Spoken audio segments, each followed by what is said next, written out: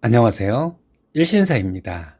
저희 채널에는 신박한 사연들이 많이 있으니 많은 분들의 구독 부탁드립니다.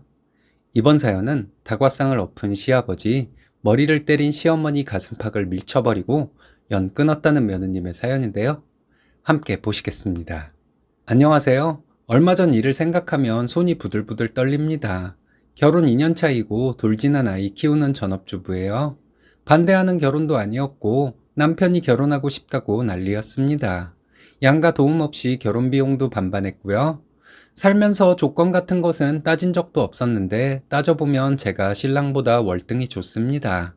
현재 아기가 어린 관계로 전업주부인 것과 친정엄마가 5년 전에 돌아가신 게 흠이 될까요?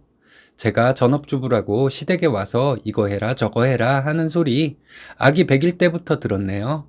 내가 잘하면 시부모님도 저를 예뻐해 줄 것이라고 믿고 시댁에 자주 갔습니다. 시댁 집안일이든 뭐든 다 도왔지만 갈수록 상식적이지 못한 시부모님의 행동에 질려 한 달에 한 번 정도만 찾아뵙게 되었어요. 예를 들어 시댁에 가서 남편이 밥을 안 먹었다고 하면 시어머니는 신랑 밥만 차렸습니다. 신랑이 민망해하면서 저도 밥 안 먹었다 하면 그때서야 제 밥도 놓여집니다. 차려진 밥상에서 제가 아기 보느라 밥을 못 먹고 있을 때 신랑이나 아버님이 식사를 마치면 그대로 상을 치워버리셨습니다. 온 시댁 식구 생일을 저에게 차리라 강요하고 정작 제 생일에는 문자 한 통 없었고요. 신혼집에 연락도 없이 마구잡이식으로 들이닥치는 것은 예사였고 밤늦게 와서 새벽까지 술 드시다가 가신 적도 한두 번이 아닙니다. 이런저런 일들 많았지만 생각해내기도 짜증나요. 대충 어떤 시부모님들인지 감 잡으셨을 거라 생각합니다. 결혼 전에는 숨기고 있다가 결혼 후에 본색을 드러낸 시부모님입니다. 한 달 정도 되었네요. 오전에 시댁에 갔습니다. 한 달에 한 번은 시댁에 꼭 찾아뵈었거든요. 신랑은 바빠서 제가 아기 데리고 찾아뵈었습니다. 과일상을 차리고 앉았습니다. 아기가 늘 그랬듯이 시아버지를 보고 울면서 그치질 않으니 시아버지는 아기 등을 툭 밀치더군요. 데리고 가라. 자주 안 보니 이렇지 않냐? 내가 하레비인지 도깨비인지 분간도 못하고 결국 네가 나와 손주 사이를 떨쳐놓는구나 하시더라고요. 이게 왜 저 때문인지 자주 좀 오라면서 쯧쯧거리시는 거예요. 말하는 것도 그렇지만 아이를 툭 밀친 것이 너무 화가 나는 상황이었지만 차분히 말씀드렸습니다.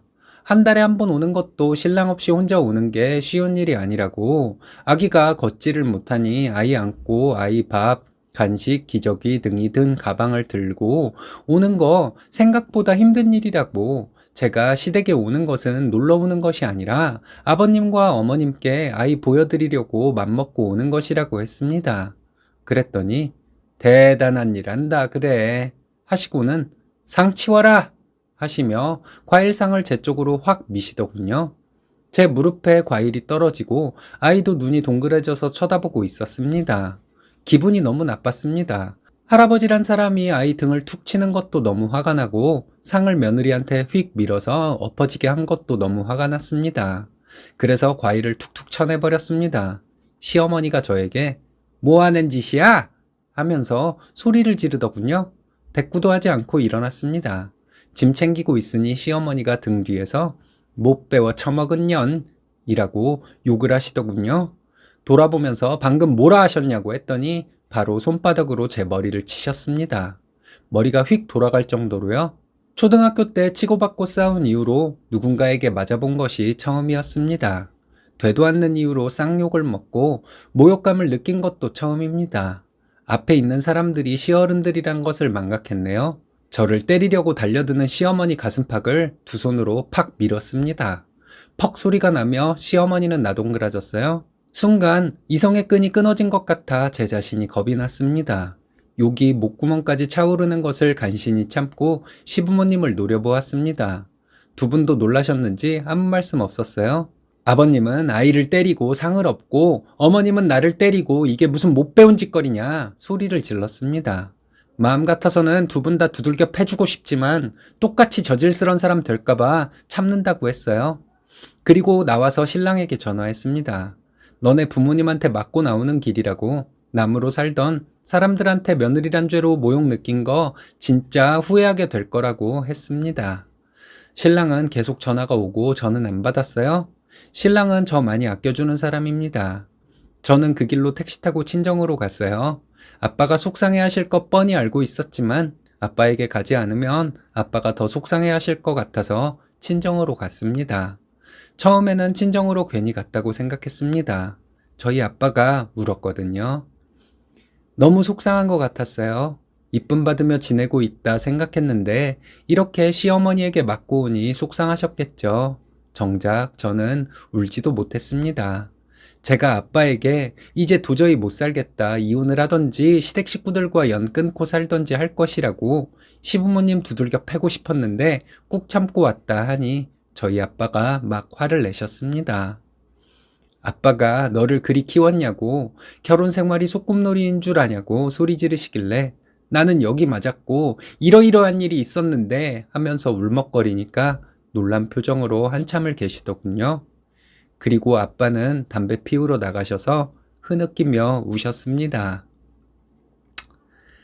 저는 눈치 보다가 제 방에 들어가서 아기 재웠어요.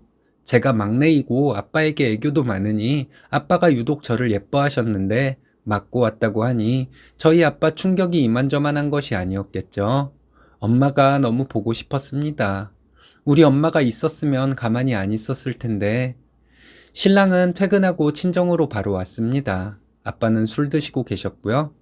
신랑이 아빠에게 죄송하다고 말하며 무릎 꿇고 앉으니 아빠가 편히 앉으라고, 우리 딸이 귀한 딸이듯 자네도 사돈에게는 귀한 자식이라며 자네가 여기서 무릎을 꿇고 있으면 부모님이 얼마나 슬퍼하시겠냐 했어요.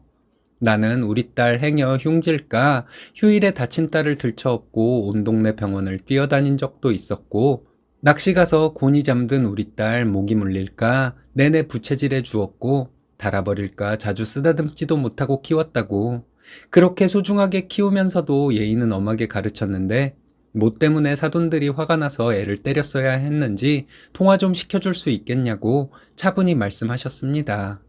뭔가 무섭기도 하고 아빠가 너무 멋있어 보이기도 했습니다.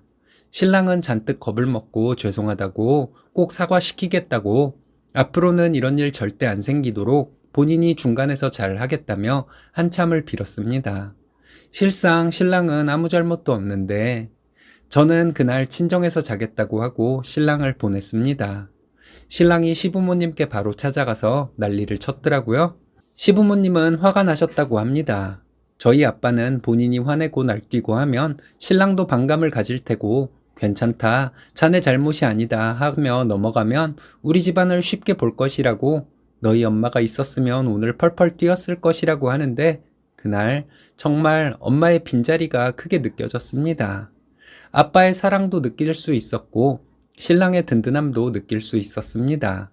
신랑이 그날 시댁에 찾아가서 난리를 치고 저한테 사과하지 않으면 평생 연 끊고 살겠다고 으름장도 놓았다고 합니다. 이틀 뒤에 시어머니가 전화를 했더라고요. 마지못해 전화를 한 것 같은 느낌이었습니다.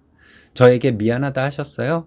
저는 미안하다는 말로 넘어갈 일이 아니라고 이미 진단서 끊어놓았고 고소할 생각이라 했습니다. 아무리 못 배운 사람이어도 아무 잘못 없는 며느리를 때리는 법은 없다고 했고 우리는 평생 얼굴 볼 일 없다고 했어요. 아무 말도 없길래 전화 끊었습니다. 남편이 사과를 너무 쉽게 받아주면 안 된다고 했어요. 본인이 사과를 시키기는 하겠지만 시어머니 전화가 오면 일단 무조건 사과를 받지 말라고 하더라고요. 그리고 한 달 넘게 시댁과 왕래 없이 지내고 있습니다. 남편은 앞으로 제 마음 가는 대로 하래요. 든든한 남편 믿고 제 마음대로 하려고요.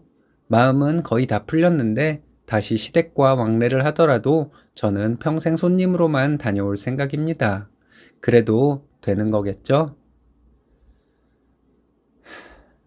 아버님이 담배 피우시면서 우실 때 얼마나 마음이 아프셨을까요? 훌륭한 아버님이십니다.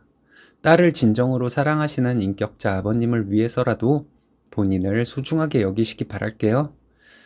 잘 하시겠지만요.